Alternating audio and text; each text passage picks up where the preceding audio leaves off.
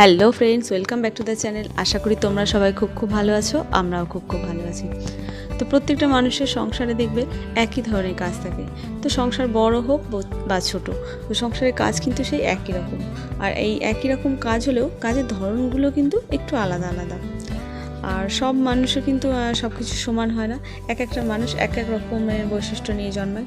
ঠিক তেমনই কাজের ক্ষেত্রে দেখবে সবাই কিন্তু চটপট করে কাজ করতে পারে না। আবার সবাই দেখবে আর কেউ আছে খুব চটপট করে কাজ করতে পছন্দ করে। আর আমি তো খুব তাড়াতাড়ি কাজ করতে ভালোবাসি।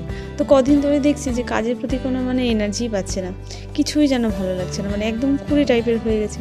সব কিছুতেই যেন একটা আলসেমি ভাব এসে গেছে। তো তার মধ্যেও নিজেকেই সামলাতে হবে। আর যতটা পারা যায় নিজেকে ব্যস্ত রাখাটা খুব দরকার, কারণ এখনও সময় আছে। নিজের ট্যালেন্টটা কাজে লাগানোটাও এখনও লাগানো যায়। আর দেখবে কাজের মধ্যে থাকলে মনও ভালো থাকে আর সংসারের শান্তিও বজায় থাকে।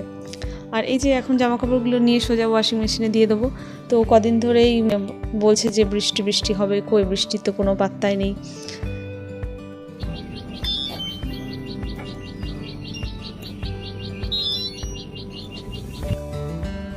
তো জামা কাপড়গুলো ওদিকে কাচতে দিয়ে এলাম। তো আমার কাজ করতে করতে কাঁচা হয়েও যাবে। আর এদিকে এই রুমে চলে এলাম। আর এই রুমটা আমার মেয়ে খেলার রুম। তো অনেকে দেখবে বলে যে হাউস ওয়াইফের এই লাইফটা একটুও ভালো লাগে না, এর থেকে চাকরি করাটাই বেটার ছিল।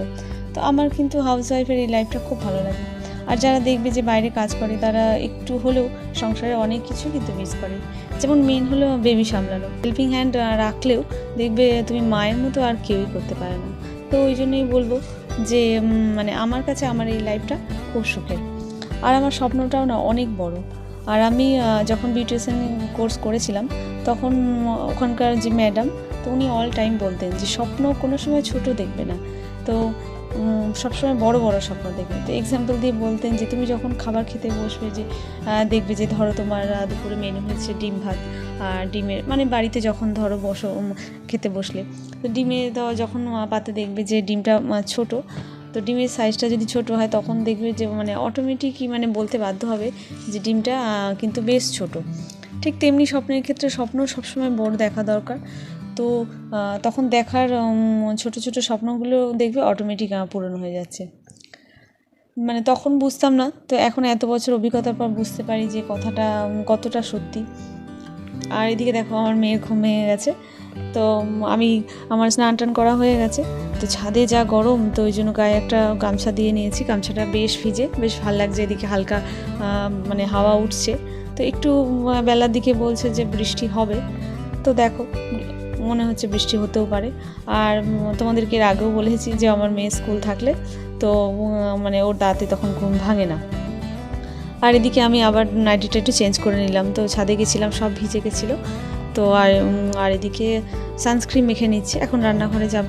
আর এই যে বেগুন ভাত মাখিয়ে রেখে দিয়েছি। আর ওই জন্য যখনই আটা রুটি করা হয় তখনই আটাটা মেখে কাজ করি। তো ভবিষ্যতে মানুষের কী দিন আসে সেটা তো কেউই বলতে পারে না, ভালো মন্দ নিয়ে বাঁচতে হয়। হয়তো কখনো বলা যায় না এমন একটা দিন এলো যে আমার হাতের কাজটায় কাজে লেগে গেল। তো একজন মানুষ হিসেবে নিজেকে সব সময় সব দিক থেকে তৈরি রাখাটা খুব দরকার। আর আমরা কথাতেই শুনেছি যে লক্ষ্যে পৌঁছানোর জন্য স্বপ্ন দেখাটা কিন্তু খুব জরুরি। আর তুমি যদি স্বপ্ন না দেখো তাহলে লক্ষ্যে পৌঁছাবে কী করে?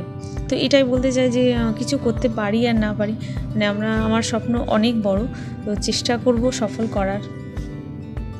সেগুলো পুরো না করতে পারলেও মনকে তো সান্ত্বনা দিতে পারবো যে না, আমি চেষ্টা তো করেছি। আর এদিকে আমার দেখো জলখাবারের পরোটা আর বেগুন ভাজা হয়ে গেছে। আর এদিকে দেখো হাজব্যান্ড যেহেতু কাজে যাবে তাড়াতাড়ি করে রান্না চাপিয়ে দিয়েছি। ভাতটাও প্রায় হয়ে গেছে।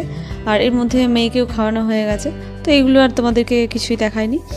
আর এই যে দেখো এখন মাছের ঝোল করছি। তো আমাদের সংসারে রান্নাবান্না নিয়ে কোনো সমস্যা নেই। হাজব্যান্ডকেও যা দেবে তাই খেয়ে নেবে, আর মেয়েকেও তাই যা দেবে তাই খেয়ে নেবে। সমস্যা আমি নিজেই। তো এই দেখো এখন মাছের ঝোল করছি। তো সবজিও তেমন আমার হাজব্যান্ড খায় না, তো ওই জন্য এখন এই কাতলা মাছের ঝোল করবো আর একটু অল্প করে চুনো মাছের ঝাল করবো। তো এর মধ্যে দুটোই আমি কোনোটাই খাই না। খায় না বলতে চুনো মাছটা খায় না, কাতলা মাছটার এখন কদিন ধরে একটু অরুচি আছে, ওই জন্য খেতে পারছি না। তো এই রান্না করার পর আমি এবার আমার জন্য রান্না করব, উচ্ছে ভাজবো, আবার আলু পোস্ত করব। তো আমি এক তরকারি ভাত একদম খেতেই পারি না। আর অনেকে দেখবি ডাল পছন্দ করে, তো ডালের সঙ্গে একটা ভাজা হলেও খাওয়া হয়ে যায়, তো আমি সেটাও খেতে পারি না। তো দেখো কথা বলতে বলতে অনেক কাজে এগিয়ে গেল। তো চলো বন্ধু, ভিডিওটা আজকে এই পর্যন্তই। তো তোমরা ভালো থেকো, সাবধানে থেকো, সুস্থ থেকো। যে যেখান থেকে ভিডিওটা দেখছো তাদেরকে অসংখ্য ধন্যবাদ। তো ভিডিওটা ভালো লাগলে একটা লাইক করে দিও।